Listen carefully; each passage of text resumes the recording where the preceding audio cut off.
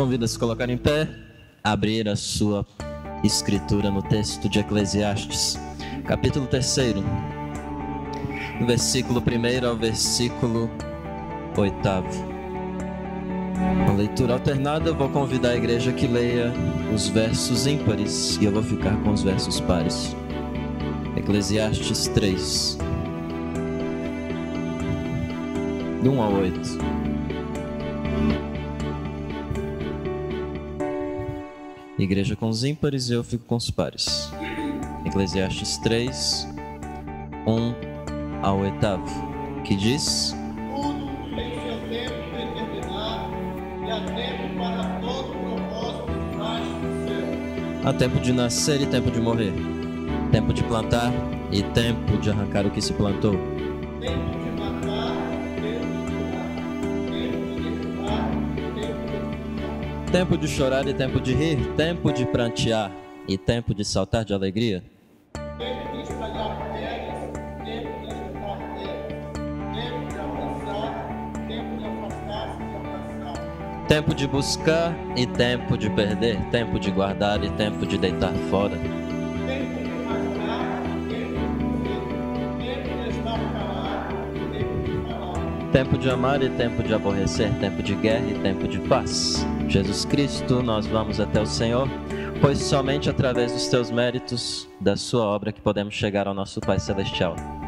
Aquele que deu o Senhor por nós, para assim que pudéssemos estar ligados ao Senhor, que tivéssemos vida, assim como tendo esta vida, possamos glorificar o teu nome com todas as nossas forças, com todo o nosso poder, que vem do Senhor, antes de qualquer coisa. Ajuda-nos a entender a tua palavra e fale ao nosso coração, se assim for da tua vontade. Em nome de Jesus Cristo. Amém. Pode sentar.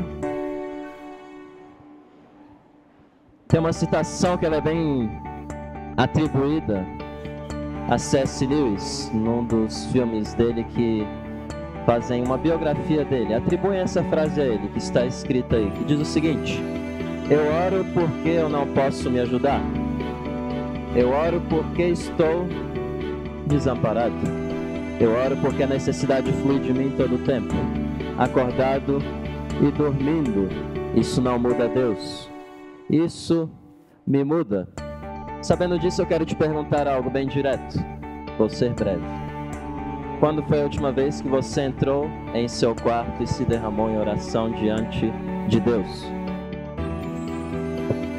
Quando foi que você conversou, somente você, fora desse ambiente de culto, com aquele que você chama de Pai? Quando nós temos o nosso Pai, nós conversamos com Ele. Quando foi a última vez que você colocou diante dele seus desesperos, seu coração como um todo, seus anseios, desejos e tudo aquilo que envolve a sua vida? Constantemente, seja no momento da vida de cá, num outro momento mais à frente, nós somos pegos por uma série de circunstâncias em que nós queremos certas questões. Queremos algo no nosso tempo, queremos algo no nosso jeito. Queremos que Deus nos dê uma resposta antes mesmo que seja a hora de Ele dar a resposta para nós. Isso é comum do nosso ser, ainda mais numa sociedade pós-moderna na qual nós estamos inseridos. Uma sociedade que alguns autores estudiosos chegam a colocar como a sociedade micro-ondas. Aquilo que queremos, queremos para agora, rápido, e não como aquela moda antiga do forno ou fogão a lenha. Se você observar esse texto no versículo 1, o que está escrito? Há tempo para todas as coisas, não é? Tudo tem seu tempo determinado. E há tempo para todo propósito debaixo do céu. Se você pegar o texto grego Septuaginta, que é a tradução do Antigo Testamento hebraico para o grego, você observa algo bem curioso. Você observa que há duas palavras para tempo. No hebraico também ocorre isso, mas é mais nítido ainda no grego. Está escrito kairos, que nós temos como bem conhecido o tempo de Deus, e temos também cronos, que é o tempo cronológico, esse tempo nosso, tempo humano, posso assim dizer. Sabendo disso, eu posso trazer um ensino bem coerente e relevante aqui, que é o seguinte: há tempo de Deus para o nosso tempo. Lembre-se disso. Há tempo de Deus para o nosso tempo. Simples e profundo. Lembre-se também que não há nada fora do controle de Deus. Tudo está debaixo do domínio de Deus. E esse poema aqui, por se tratar de um texto poético, é um poema escrito por Salomão. Você observa que há uma série de contrastes nesse texto. A partir do verso 2, posso dizer que há antíteses. Você observa aí, a primeira delas é sobre tempo de nascer e tempo de morrer. Ou seja, toda a nossa vida, ela está nas mãos de Deus. É Deus quem sopra o ar da vida em você, para que assim você possa respirar. Ele tem a sua vida nas mãos dele. E se ele tem a vida dele em suas mãos, a sua vida, aliás, nas mãos dele, nada foge ao controle dele. Por isso não se desespere. Todas as coisas, diz o texto de Romanos, que cooperam para o bem daqueles que amam ao Pai, né? A Deus.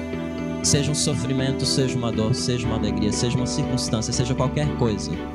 Tudo que ocorre comigo, tudo que ocorre com você, Deus tem um propósito nisso.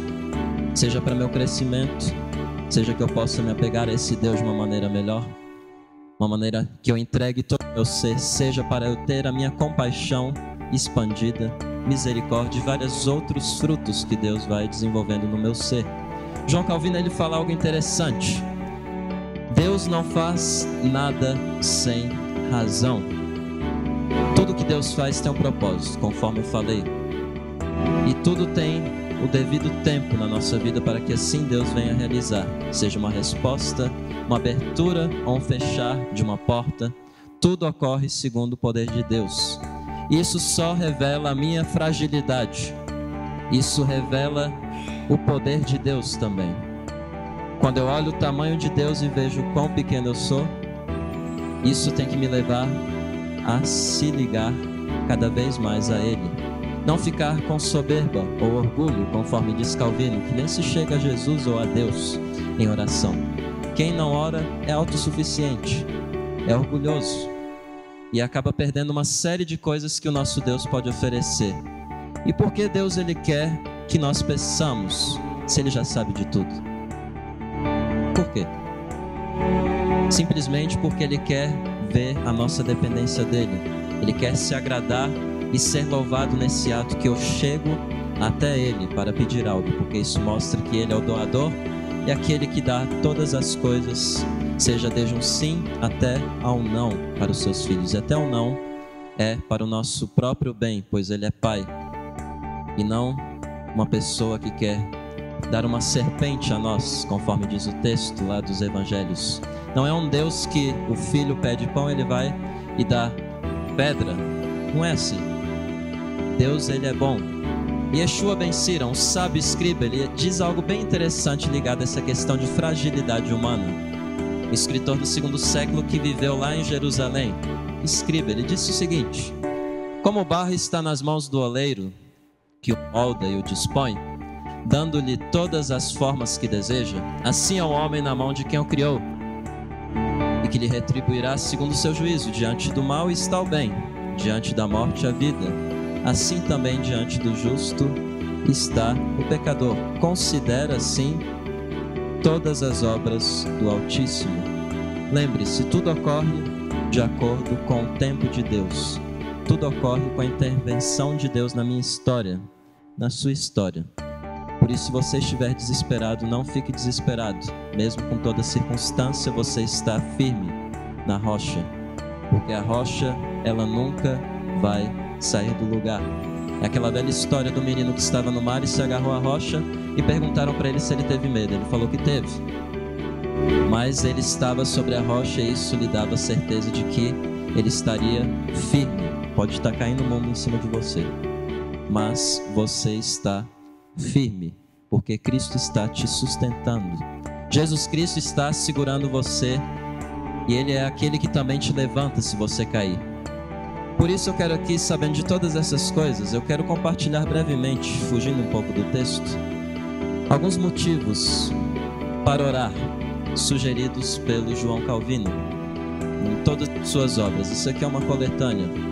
E o primeiro motivo que ele fala para que assim possamos orar é para ter um coração inflamado de desejo forte e ardente de buscar, amar, honrar, e isso tudo sempre para Deus e a Deus, que sempre nos fará a ter o hábito de assim encontrar nele refúgio, porque o texto bíblico também diz que o nosso Deus é o nosso refúgio e fortaleza.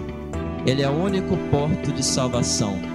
Tudo aquilo que aparenta ser salvação é apenas um pseudo, posso assim dizer, uma falsificação da verdadeira salvação, que um dia, ou um momento ou outro, há de se revelar como falso.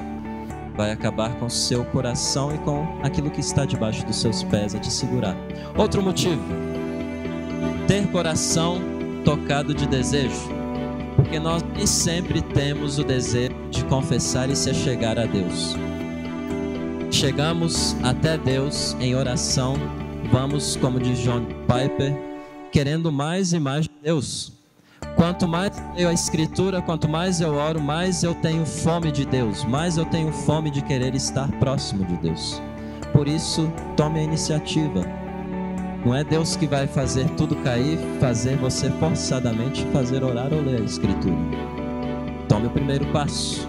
Outro motivo que você pode ter aqui quanto à oração, para orar, para ter a habilidade de receber bênçãos com verdadeiro reconhecimento e ação de graças, porque pela oração nós somos lembrados que tudo aquilo que nós pedimos, sejam sim, sejam não, sejam bênçãos, vem da mão de Deus.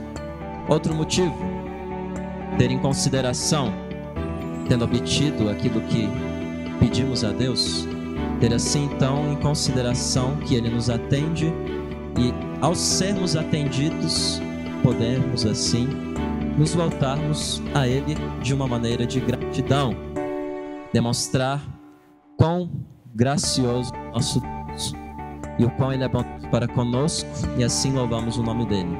Outro motivo, ter mais prazer em gozar dos benefícios ou os benefícios que Deus nos faz, tendo em mente que, novamente, aquilo que Ele nos dá é simplesmente por sua graça, não é porque Ele viu algo bom em mim.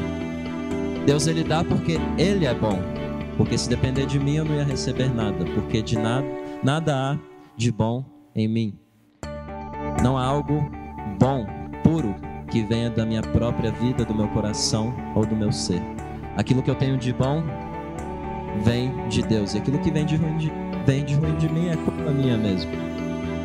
O último motivo então que ele traz é ter a providência de Deus confirmada e aprovada em meu coração, sendo que aquilo que Deus promete, Ele há de cumprir. Quando Ele diz que não vai me abandonar, Ele não abandona. Quando Ele diz que está comigo, Ele realmente está comigo.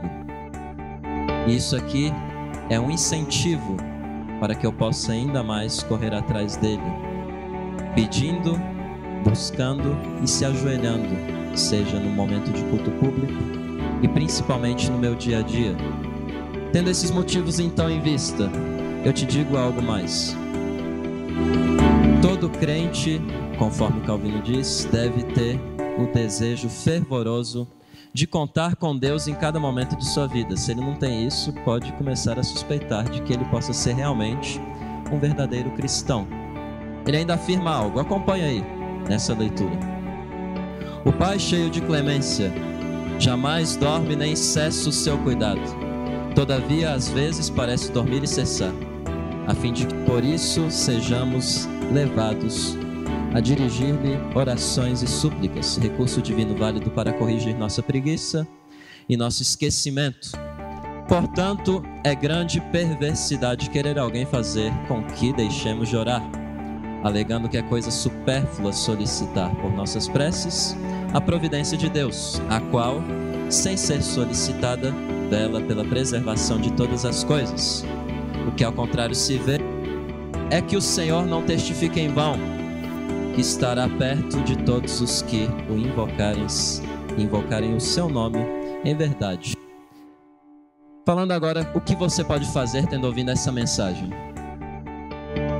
Porque temos a mania de ouvir e não levar isso à prática. Eu quero te convidar a levar isso à prática da seguinte maneira: faça uma lista, pegue um papel, se possível faça isso agora. Anote aí atrás da sua Bíblia, em algum lugar, se você tiver. Se você não tiver, chegue na sua casa e faça isso como a primeira coisa. Pegue um papel branco, escreva em cima: lista de oração. Vou colocar uma série de motivos, além desses aqui, de oração ou pelos quais eu devo orar. 4 áreas eu ressalto para você, conforme Mark Driscoll diz para nós. Sua vida como cristão, sua vida como marido, sua vida como pai, sua vida como trabalhador. Se você é solteiro, logicamente você vai excluir ou vai pedir por Deus, para Deus fazer isso na sua vida. Então temos aí já alguns 4 locais ou áreas nas quais podemos colocar pedidos de oração.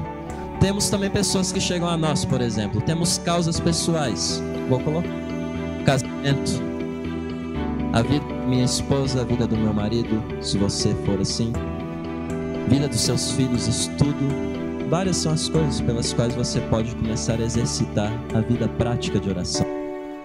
Se você esquecer no momento que você separar para Deus, seja antes do seu trabalho ou quando você chegar do seu trabalho, você vai olhar e vai orar por aquilo.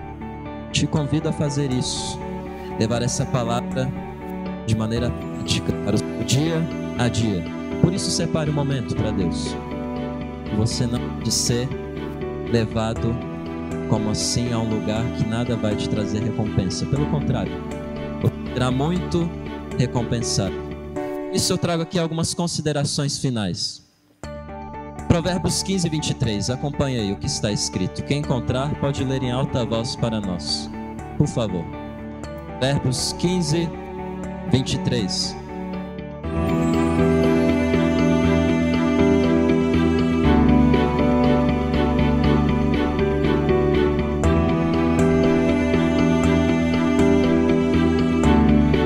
A palavra, seu tempo, quão boa é. Provérbios 25, 11. O que está escrito? Só mais esse texto aí, para que deixemos de usar por enquanto a Bíblia, no sentido de textos bíblicos. Provérbios 25, 11.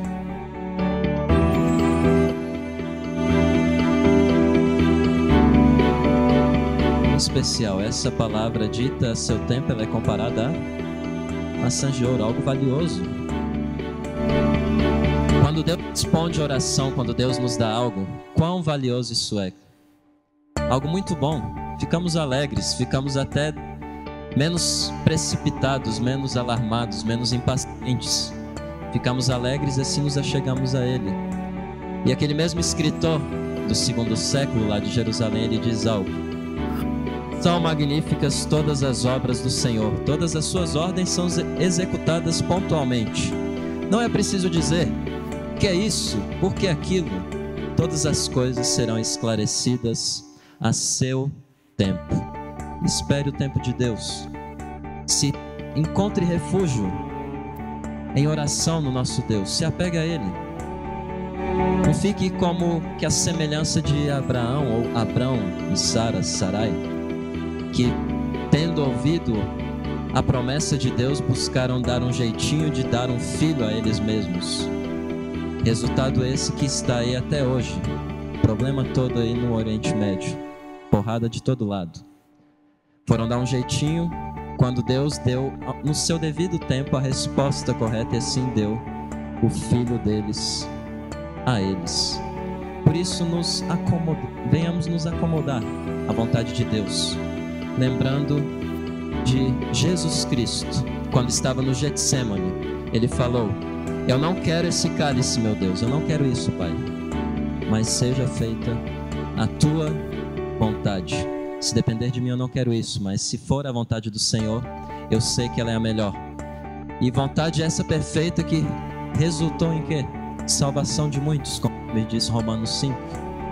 Vida, e vida rica, vida abundante, vida, posso assim dizer, usando uma simples palavra, cheia, completa, aquela que é capaz de satisfazer o vazio que há dentro do meu coração.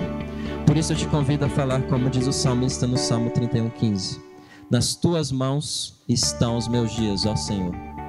Por isso eu entrego toda a minha vida a ti, lembrando sempre daquilo que falamos no início de C.S. Lewis. Eu oro porque eu não posso me ajudar. Eu oro porque estou desamparado. Eu oro porque a necessidade flui de mim todo o tempo. Acordado e dormindo. Isso não muda Deus, isso me muda. A oração muda a minha pessoa. E quão mudado eu preciso ser. Seja essa a sua oração. Em nome de Jesus Cristo. Amém.